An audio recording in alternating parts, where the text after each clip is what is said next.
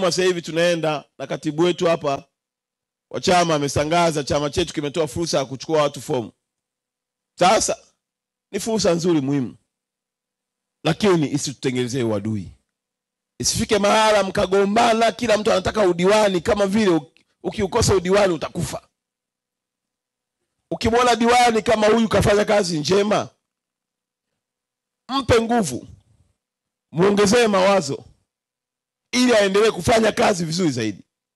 Ukimwona diwani amekaa mahala amechoka, hakuna anachokifanya, mwambie ndugu yangu hali ninavyoiona hivi. Kweli tuko kwenye chama kimoja, lakini umeshindwa kufanya hiki, umeshindwa kufanya hiki, umeshindwa kufanya hiki. Tena namwambia kwa upendo kabisa. Hebu ndugu yangu diwani ukapata aibu, staafu basi. Au jipe kalikizo, kaa kidogo pembeni, achia wenzako, alafu na wewe baada ya miaka 5 utakuja kujifunza. Unajua ukisha staafu unakuwa na akili nyingi sana pia.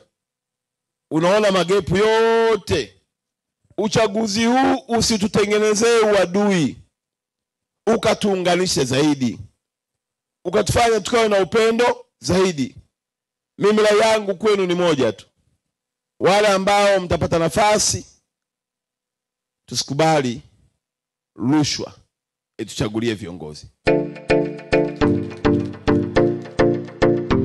Tutakapofika hatua ya kukubali rushwa tuchagulie viongozi, si tu kwamba tutakosa viongozi bora, bali tutapanda mbegu ya kunyima uzao wetu kushiriki katika nafasi ya maamuzi kwa kupitia nafasi ya kuchaguliwa.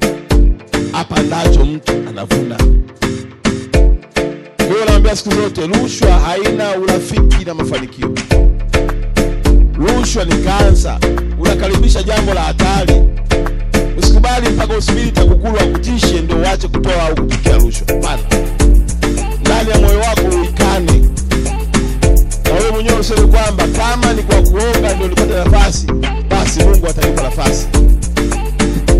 Maisha yangu yote wanayaona kama sehemu ya mfano. Kwa niombe hata wananchi, mwaka huu uchaguzi tusiruhusu rushwa iwe ndio kigezo cha kumchagua kiongozi.